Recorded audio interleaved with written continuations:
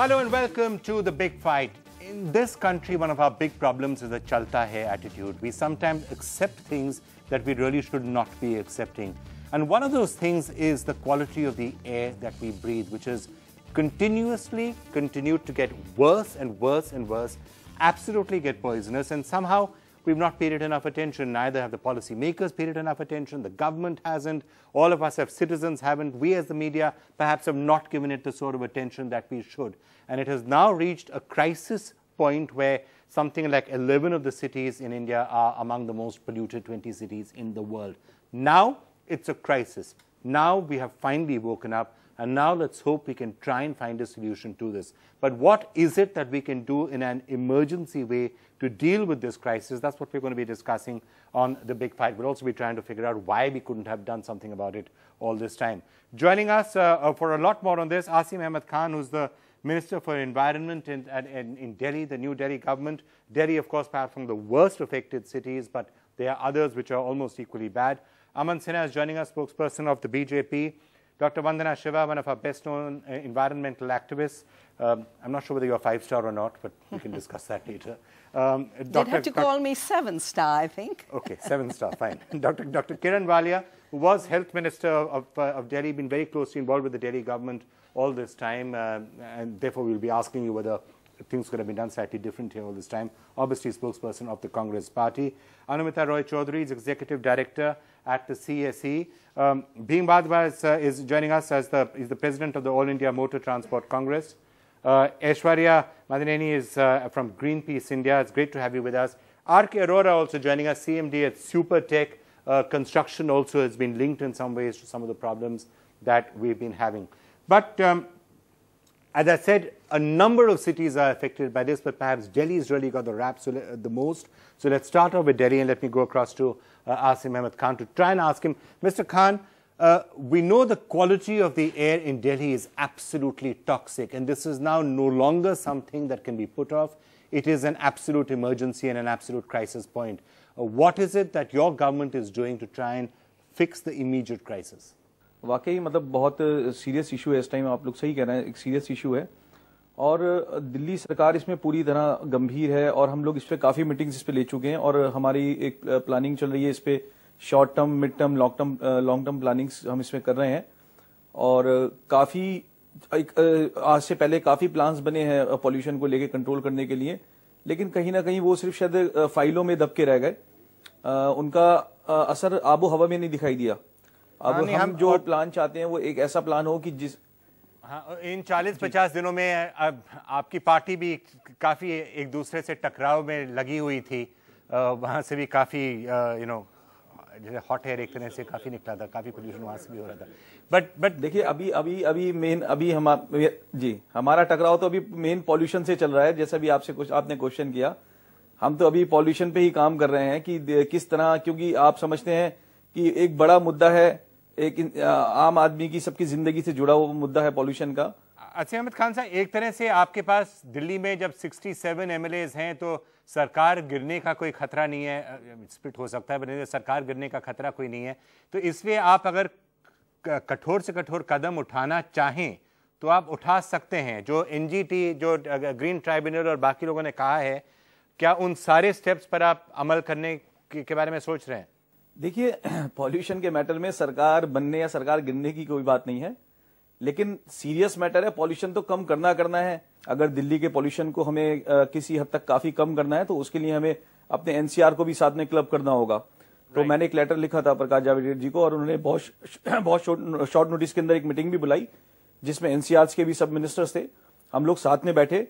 अगर वाकई हम लोगों को दिल्ली का अगर एक एक्शन प्लान ऐसा बनाना है कि जिससे दिल्ली की एयर अच्छी हो, एयर पॉल्यूशन खत्म हो, तो हमें सबको साथ लेके चलना पड़ेगा। Let me get Aman Sinha in on that note, because if you look at Delhi in particular, there's a big problem about trucks coming in, which are really coming in from elsewhere. You have other issues which are around it, like why haven't the expressways been built in Haryana or the eastern peripheral expressway? So this is something which the central government will also have to get involved in, calling all states together to try and crack this. You're right, Vikram, and therefore Mr. Prakash Javadekar, Environment Minister, had 3 rounds of meetings with all the environment ministers of all the NCR and other adjoining neighboring states. And in fact, the Delhi government had committed to us that they'll come up with an action plan by 31st of March. Unfortunately, till this point in time, they have not been able to submit action plan. But we hope that in near future, they'll be able to do it. Once they get free with their own internal strife and tussle, I'm sure, they will divert some attention towards these real issues. And as far as central government is concerned, Vikram, our commitment towards environment protection and environment conservation is amply reflected in our flagship policies, which are Swachh Bharat, whether it is zero defect, zero effect, or whether it is Clean Ganga mission. So it amply, our commitment towards clean environment and giving the citizens a healthy and a good lifestyle amply reflects in our action. This is the question I'm directly asking you. Lots of suggestions are coming up. Lots of suggestions that perhaps we should have acted on a long time back. Tougher emission controls. We're having ban on cars or vehicles, diesel vehicles in particular, which are more than a certain number of years. Will you be supporting the Delhi government and other governments in taking these steps? No, but Delhi government has not clarified their view. And you just asked a very pertinent question to my friend from the Aam Aadmi Party, that whether they are going to implement the order of the NGT or not. But he seems to be shying away from answering it. Okay, let me ask you again question. Whether they'll implement it or they'll not implement it. Asim Ahmad Khan साहब, ये जो कहा गया है कि कोई भी अगर व्हीकल हो, डीजल व्हीकल हो, 10 साल से ज़्यादा उम्र की, तो उसको नहीं अलाउ किया जाएगा दिल्ली के अंदर. Will you be acting upon all these steps which the NGT has asked for? जी हाँ, बिल्कुल हम लोग उस पर कर रहे हैं, लेकिन उसके साथ साथ हमें एक चीज ये भी समझनी पड़ेगी कि अगर 10 साल पुराने, अभी अगर आप दिल्ली में देखें तो 10 साल पुराने डीजल के वाहन और 15 साल पुराने पेट्रोल के वाहन, लेकिन मेन इशू एक ये भी आता है जो मैंने अभी ये बीच में अपनी मीटिंग में भी रखा था कि अगर बाहर से जो व्हीकल्स दिल्ली में और स्टेट्स के आते रहेंगे, पड़ोसी राज्यों से वो आते रहेंगे, तो वो किस तरह से कम होंगे. तो हमें तो वो बिल्कुल दिल्ली में उनके आने पे भी वो करना चाहिए. जैसे अभी आप देखें तो रात में नियर अबाउट 70 से 80 हजार ट्रक रोज दिल्ली में आते हैं, तो उनसे वो सारे ओवरलोडेड ट्रक होते हैं. तो हमें वहां भी एक कॉमन चेक पोस्ट बनानी पड़ेगी ताकि वो जो रात में जो पोल्यूशन करते हैं वो ट्रक्स आन के, और उसके अंदर कुछ 10 से 12 हजार ट्रक्स वो होते हैं जो बिल्डिंग कंस्ट्रक्शन मटेरियल लेके आते हैं. उनसे बहुत ज्यादा पोल्यूशन होता है. वो जब स्पीड ब्रेकर के ऊपर गाड़ियां उनकी चढ़ती हैं, उसमें से सब धूल मिट्टी गिरती है सड़कों के ऊपर, हवा में मिलती है. फिर वो Dr. Walia, let me just get you in on that, because you were the health minister and you've been watching the problems and the pressure that's been coming in here in Delhi over the last few years, in particular because of air pollution. What he says, is that a fair point, that a lot of the problems in the city is also coming from outside, and perhaps especially in Delhi because of the number of trucks going through? Well, there is a point in that. It's not that a lot of problems are coming from there.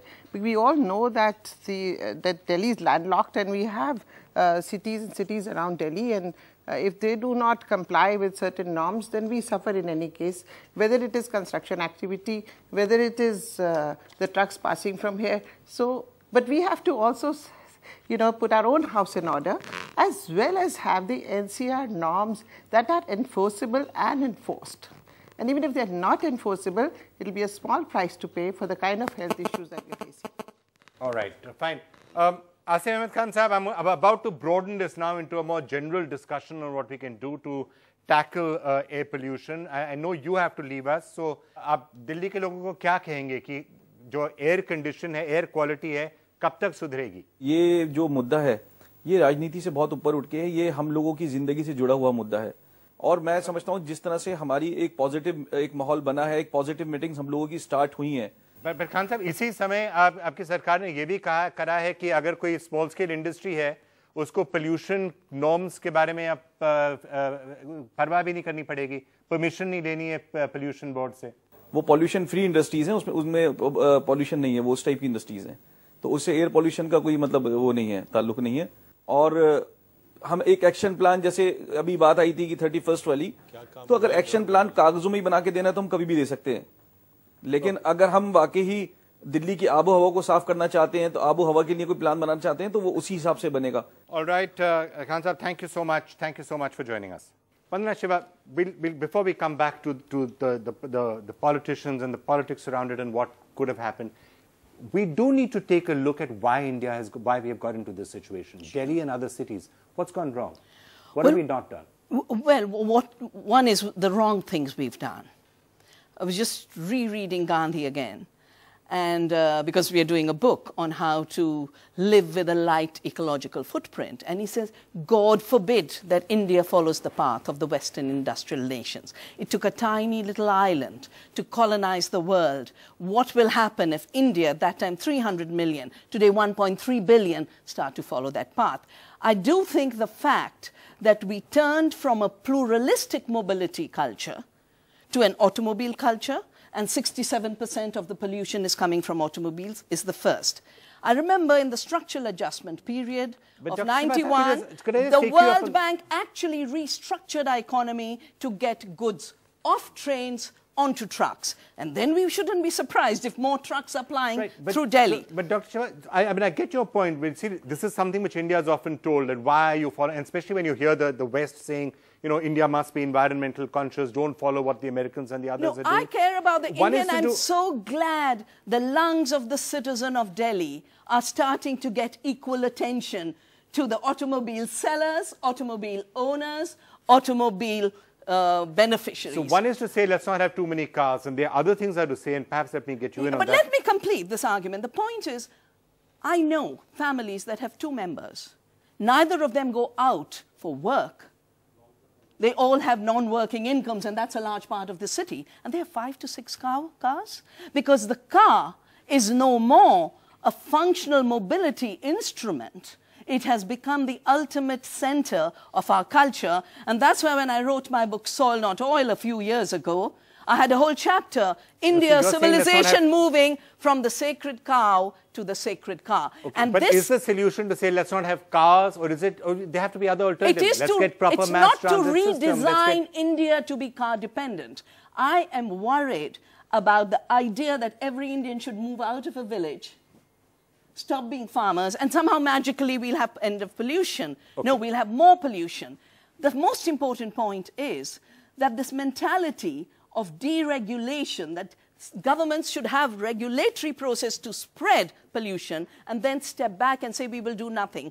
Every step, whether it's the National Green Tribunal being thinned or its ideas of allowing more deforestation, including the Arawali Hills for builders, after all pollution is a result of how much you emit and how much you absorb. Okay, if you emit more through reckless consumerism and reckless motorization and changing the city to become intolerant for pedestrians and cyclists and rickshaws.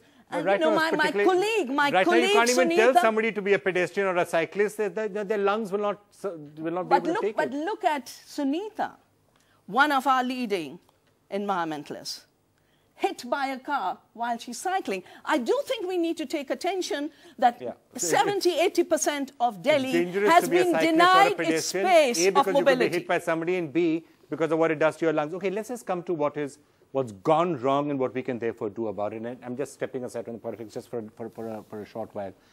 One is to say, okay, let's not have so many cars, right? That's one way. Let's not celebrate the car. Use it functionally. Okay, fine. That's one way. Is there something else that we could be doing? Something else that we could be looking at? Having better controls, not having subsidized. I mean, one of the things which I think we haven't paid enough attention to, in this country, we've actually encouraged people to take diesel by subsidizing diesel all these years. Absolutely.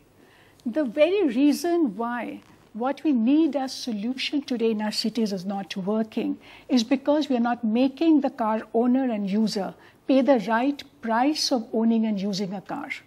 So if we can tax them well, if we make them pay the parking charges, because the larger story here is, and it's much more complex story, it's not, the air pollution control has become so difficult in this city, it's not because Delhi has not tried to do anything about it.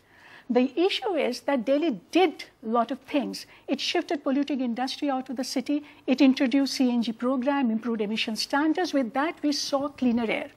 But the larger issue is that we do not know how to keep the momentum going, how to go from the soft option to the harder decisions. And therefore, we need to look for just not technical solution, but political solution today. So let me turn to, before I come to the two of you, Dr. Walia, interesting point she makes, because let's look at the most polluted city, which is Delhi. Delhi was being hailed about 10 years ago as a massive success story. A very polluted city, which then did CNG and the metro came and emission norms were tightened, and suddenly, from being a really polluted city, Delhi cleaned up its act. and then somehow, somewhere, things went wrong again. Well, that's true, and both happened in your government, actually. Everybody did realize that Delhi's air had changed, because when we took over, I remember every citizen was putting a kerchief on one's face and walking, and it's almost coming back to that square one. This has happened. 4 major initiatives that were taken. Everybody knows about it, and that is the public transport system. I do agree with Shiva when you look at it from the philosophical angle, but if we can't put the clock back completely, but we have to take very strong major initiatives. But before coming to that, just to remind, the metro system, which carries 30 lakh passengers every day, imagine them on the roads. Then we have a planning, multimodal system where you would even have to the last point some way to reach from metro station so that it encourages people to travel by that. 70% industry, not only that, relocated outside Delhi. We did face a lot of opposition for that. Why did things go wrong again? We know why it was improved earlier. And involving citizens under My Delhi iCare scheme, where RWS were given funds and the schools. But why did it not work eventually? Why did it go back down? That's the question I'm asking. We know why it improved earlier, but what went wrong then? Too many vehicles were added. The CSE report has put it down very clearly. The benefits of CNG were undone by this 1,000 vehicles a day. 1,400 vehicles 40 added every day. And it's not about philosophy, it's survival, it's the lungs. I'm talking survival. And also, it's not about taking the clock back. After all, cities in the West, how have they regulated automobiles? Actually, Copenhagen is a cycle town. How do they do it? They tax the cars heavily. They tax parking heavily. Aishwarya, let me get you in on that, because, see, what is that? Look, if you look at Delhi, actually, it's almost interesting that Delhi is so polluted when there is a reasonable mass transit system in Delhi. Okay, you don't have last mile connectivity and the rest of it, but there is a metro, and it's a very large metro system that exists. What happens in other cities? The situation could soon become even worse there. I think the bigger picture that we're missing here is the fact that there is a silent killer in the air. While we can see that exhaust coming out of the vehicles, we do agree that it is the vehicular pollution which is also a major factor that is contributing to the city's pollution. But there are also industries that are operating elsewhere which are contributing to it as well. There are enough studies which are talking about long-range transportation of pollutants into the city. There is data from IIT Delhi which is arguing that 60 to 70% of Delhi's pollution comes from the outside. And recently... And other cities? And other cities as well, depending on the direction of the wind, there is going to be a contribution from industries as well as, of course, the local sources are important too, which are the vehicles.